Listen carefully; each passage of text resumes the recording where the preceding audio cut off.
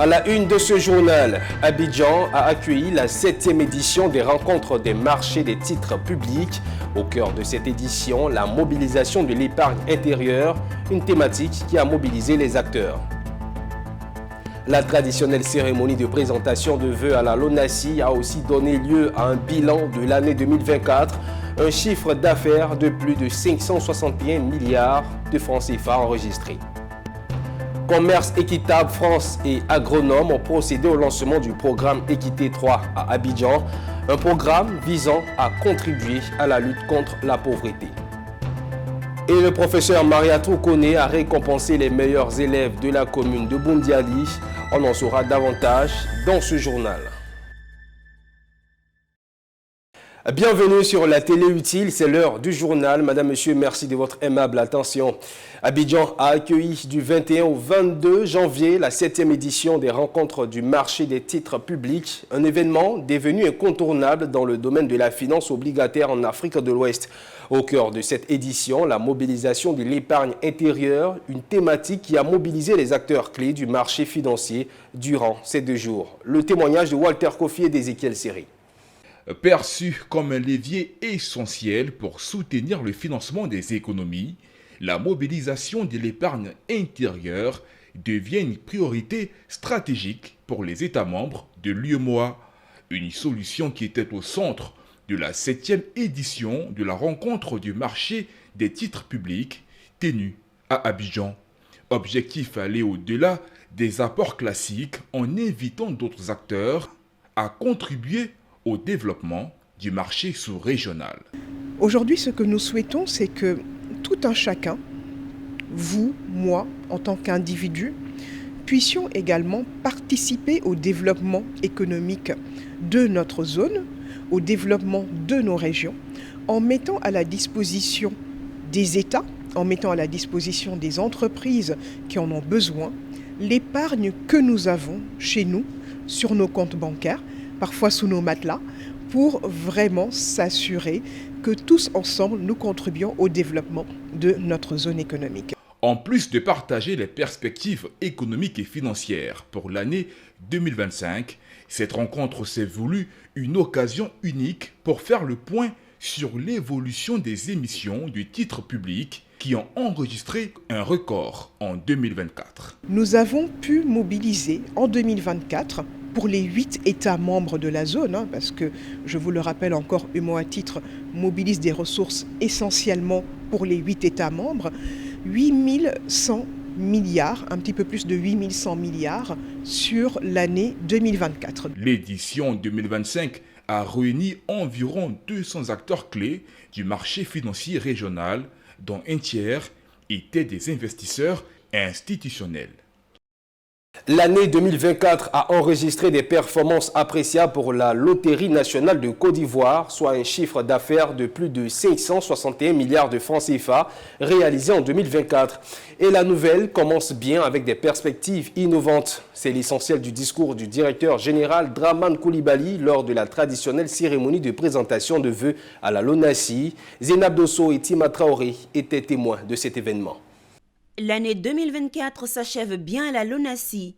L'entreprise citoyenne a réalisé un chiffre d'affaires de 561 milliards de francs CFA et les gains distribués aux heureux gagnants s'élèvent à 2,19 milliards de francs CFA, tandis que 48,65 milliards de francs CFA ont été réservés aux partenaires des réseaux de distribution. Le budget alloué aux actions sociales, 6,75 milliards de francs CFA en 2024. Des résultats obtenus selon le directeur général grâce à la mobilisation de tous. C'est ce qui a été donné de voir lors de cette cérémonie de présentation de vœux à la LONASI. Tous étaient présents face au directeur général adjoint et le nouveau président du conseil d'administration pour la présentation de vœux en cette nouvelle année. Par ailleurs, je voudrais inviter l'ensemble du personnel à s'investir pleinement dans le chantier d'élaboration de notre prochain plan stratégique de développement 2026-2030. Il nous appartiendra d'enrichir ce travail par des réflexions fécondes en vue d'approfondir les sillons tracés depuis quelques années grâce notamment au plan stratégique de développement 2022-2025.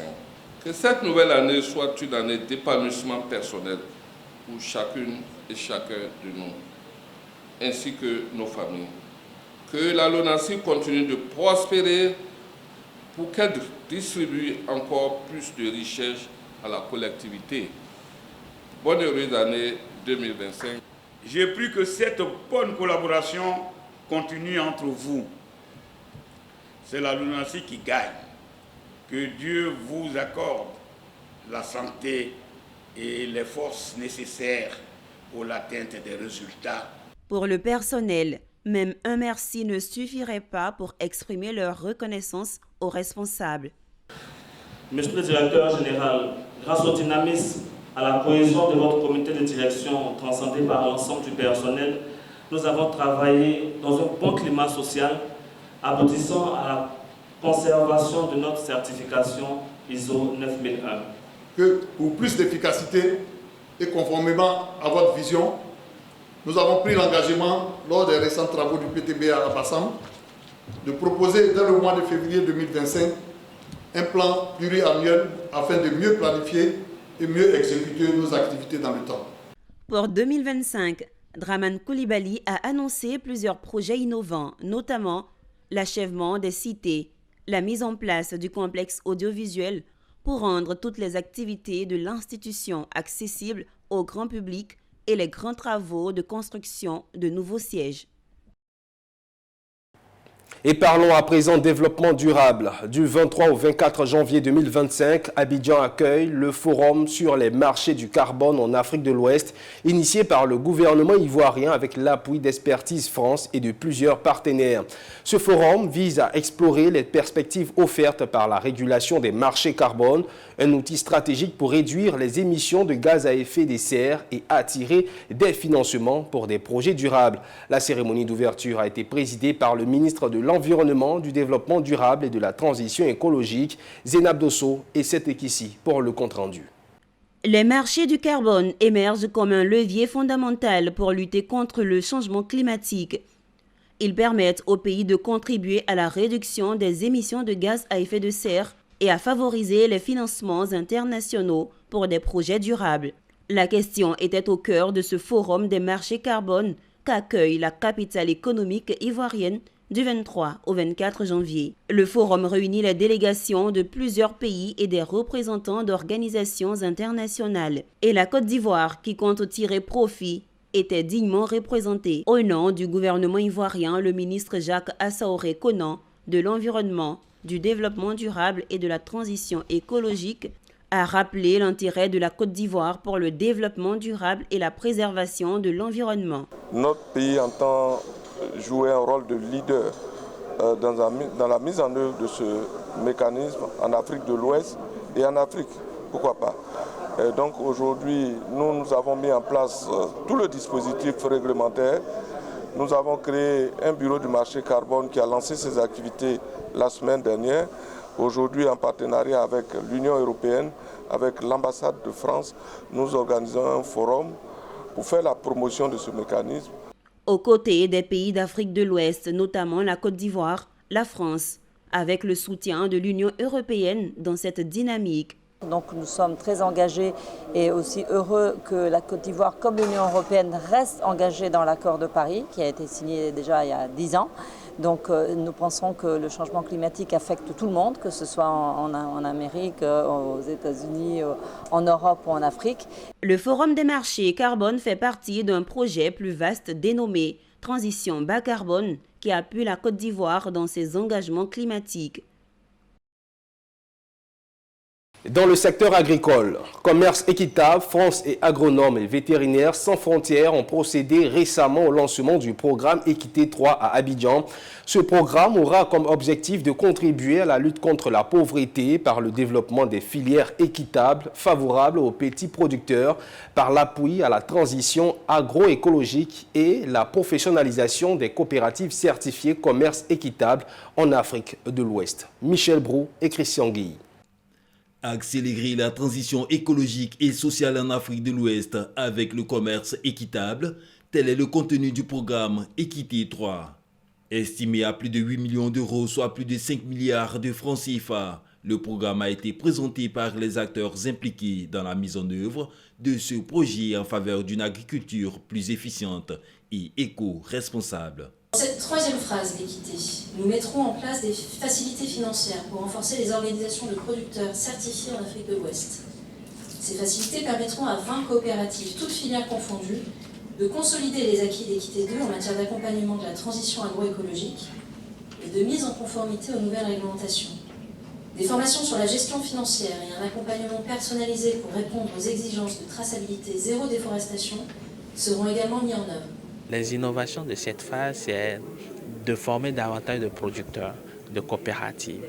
Il y a beaucoup d'enjeux pour se conformer à plusieurs réglementations. Et pour y arriver, et surtout, ces réglementations ambitionnent de protéger les forêts. Donc pour y arriver, il faut expliquer ce que c'est que ces réglementations, ce qu'elles comportent et voilà, aider le producteur à mieux comprendre ce qu'on lui demande. Nous lançons un appel particulièrement d'abord aux producteurs et aux coopératives pour vraiment qu'ensemble, nous puissions faire de ce projet un succès. Fruit d'un partenariat entre les acteurs agricoles, cette activité a enregistré la présence de l'autorité ivoirienne en charge de l'agriculture et les institutions financières internationales pour souligner l'importance du projet au profit des bénéficiaires.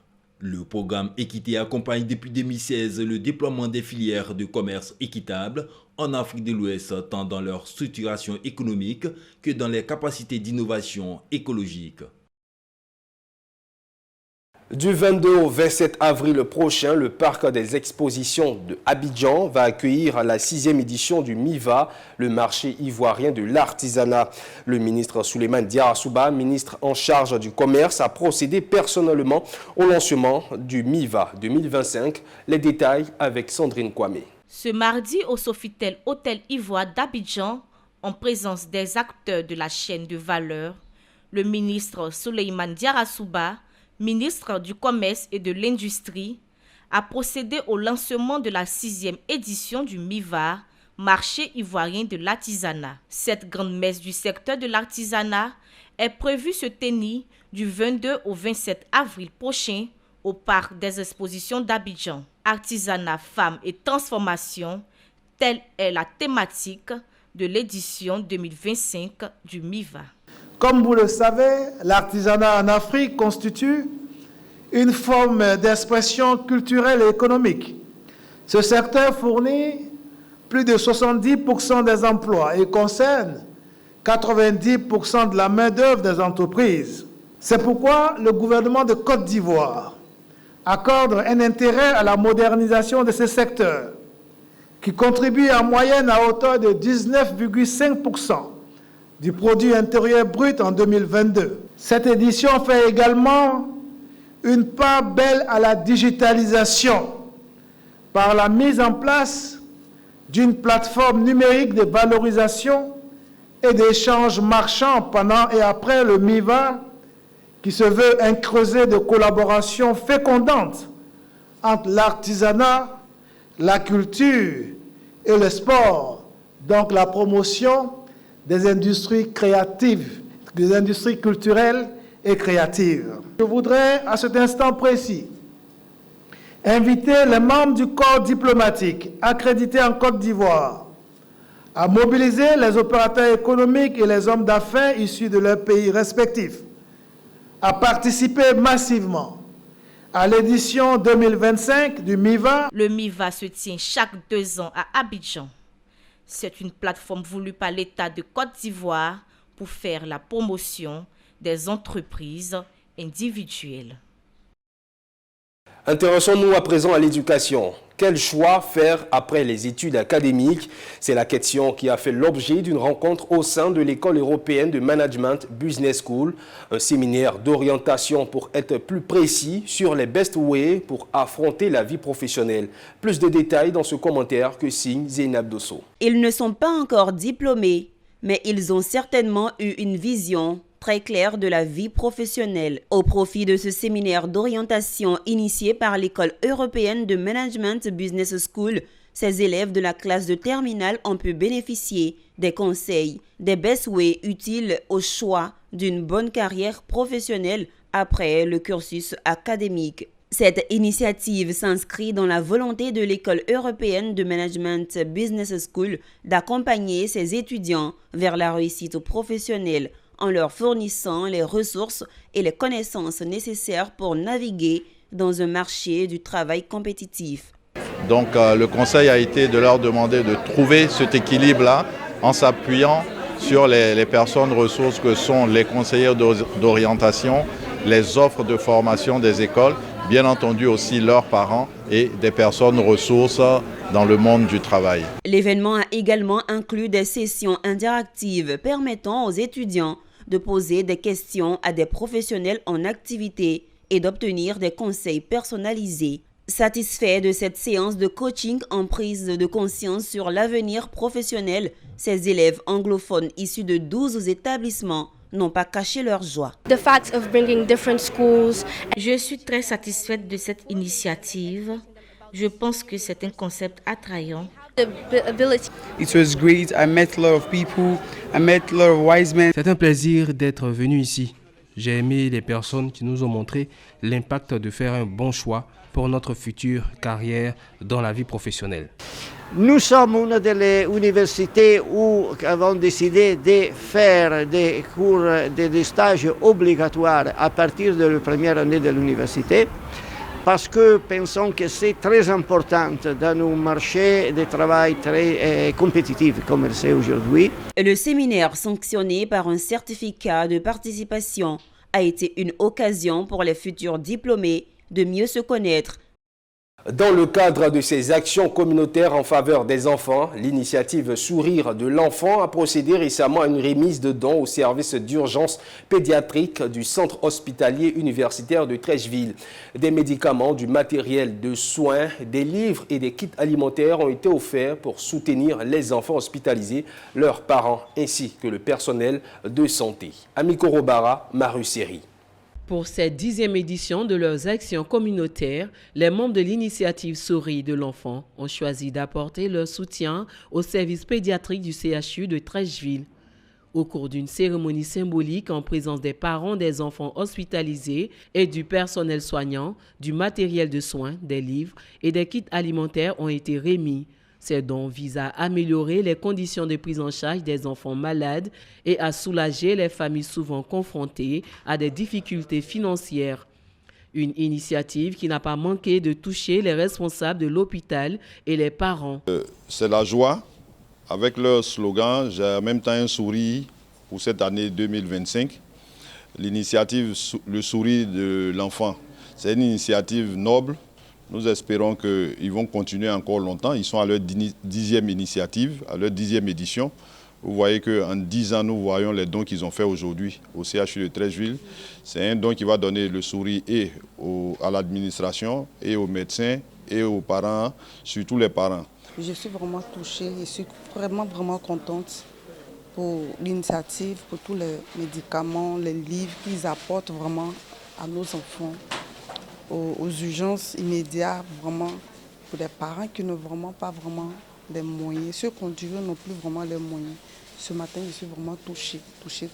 Pour Jules Renaud-Boli, président de cette 10e édition de l'initiative Sourire de l'enfant, ces actions traduisent la mission principale de leur organisation, redonner le sourire aux enfants et à leurs familles. Nous sommes au service d'urgence pédiatrique du CHU de Treichville et nous sommes vraiment heureux d'être ici, de contribuer avec ces dons vraiment à faciliter le décryptage, à faciliter en fait la joie aussi sur le visage des parents et à contribuer effectivement à la réduction du coût de certains intrants disponibles pour les parents.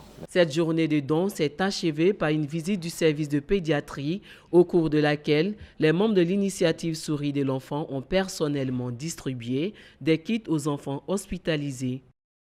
Bonne année Boundiali, c'est le nom de cette activité initiée par la députée maire de Boundiali, professeur Maria Toukone, qui vise à récompenser les meilleurs élèves de la commune ainsi que les démunis. L'objectif suscité chez les enfants, le goût de l'effort et du travail. Le reportage est signé Ouattara Daouda.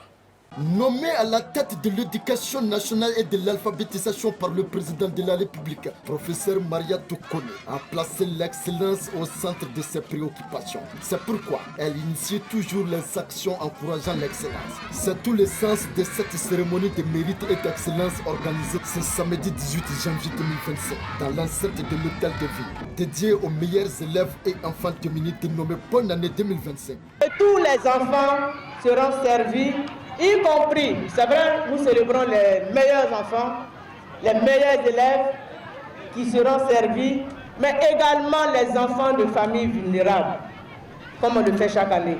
Et quand je dis les enfants de familles vulnérables, au nom de la dignité, on n'a pas besoin de citer les catégories de personnes dont il s'agit. Je voulais simplement dire aux enfants qui vont à l'école, on vous offre ces cadeaux pour vous encourager.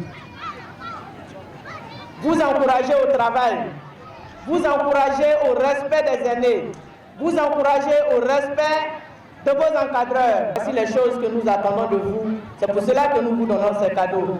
C'est pour encourager les autres qui ne travaillent pas. Quand ils vont voir ces cadeaux avec vous, ça va les encourager à travailler également. Bon, moi je pense que Madame le ministre veut encourager les enfants à se donner encore du travail, à travailler davantage plus. Si elle a eu à donner des cadeaux à certains et pas à certains, c'est pour motiver encore plus ceux qui n'ont pas eu de cadeaux. De nombreux cadeaux leur ont été offerts, des vélos et des kits scolaires. Un dispositif de topoga a permis aux enfants de passer du bon temps. Un geste fort qui traduit en réalité l'engagement du ministre Maria Toukone à promouvoir davantage l'éducation, l'excellence, le goût de l'effort et du travail bien fait.